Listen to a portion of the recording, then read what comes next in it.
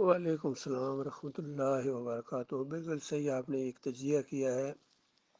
میں اسی کی تائید میں ذرا کچھ اور باتیں بھی آپ کے سامنے لاؤں۔ ڈاکٹر عثمانی رحمۃ اللہ علیہ یہ کہتے تھے کہ دیکھو، اگر بات تمہاری صحیح ہے لیکن طریقہ ٹھیک نہیں ہے تب بھی تمہیں کامیابی نہیں ملے گی۔ یہ بہت غور کا طلب بات ہے، یعنی عقیدہ بھی بالکل صحیح ہے بندے کا، اب وہ طریقہ جو ہے نا وہ والا اختیار نہیں کر رہا ہے جو نبی علیہ السلام اور صحابہ کرام کا تھا، اسی بات کو اپنے طریقے سے وہ آگے لانا چاہتا ہے۔ تو اصل میں یہ گویا یہ بندہ کہہ رہا ہے کہ یہ اللہ کے رسول صلی اللہ علیہ وآلہ وسلم اور صحابہ سے بھی زیادہ حکیم ہے، بلکہ اللہ سے بھی زیادہ حکیم ہے، کیونکہ اللہ نے تو پابند کر دیا، بریکٹ کے اندر بند کر دیا کہ نبی علیہ السلام کا طریقہ اور صحابہ کرام کا طریقہ چلے گا۔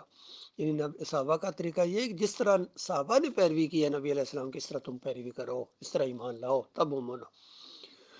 اب 2015 کے اندر میں آپ کو بتاؤں، یہ خیر وہ تو وہاں تو ذرا اس کے منہ سے یہ بات نکل گئی، اور جو آپ نے یہ کہا نا کہ اس طرح انہوں نے کہا کہ کیا پتھر مار کے، تو یہ اس کا یہی کہنا ہوتا تھا، یعنی یہ جو کفر بالطاغوت شدت کے ساتھ کرتے ہیں یہ وہ، تو اس طرح اشارہ کرتا ہے، لوگوں کو نہیں سمجھ آئے گی، ہمیں بھی نہیں سمجھ آئے گی کیا کہنا چاہ رہا ہے، کس پر چوٹ مار رہا ہے۔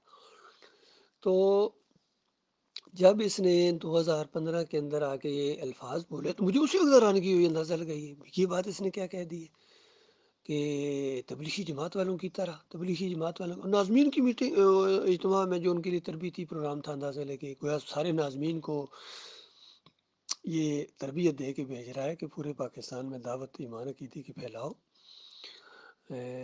تبلیغی جماعت والوں کی طرح توحید پھیلاؤ۔ تو پھر کیا انجام ہوا؟ اور یہی دعا مانگی ہے ڈاکٹر عبداللہ عمر نے درانی نے کہ ہم قرآن و حدیث کو پھیلائیں محمد حنیف کی طرح، اور اس کے نقشے قدم پر چلتے ہوئے قرآن و حدیث پھیلانے کی توفیق عطا فرما۔ بتاؤ اس سے بڑی کوئی مشرکانہ دعا ہو سکتی ہے؟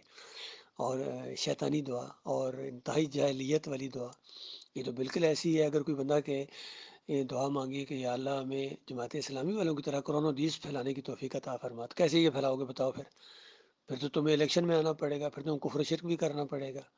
نہ بابا نہ، اگر اس طرح دعا مانگو کہ یا اللہ اس طرح توحید پھیلانے کی توفیق عطا فرما جس طرح صحابہ کرام نے پھیلائی ہے یا نبی علیہ السلام نے پھیلائی ہے، سارے انبیاء نے پھیلائی ہے، تو یہ بالکل مومنانہ دعا ہوگی۔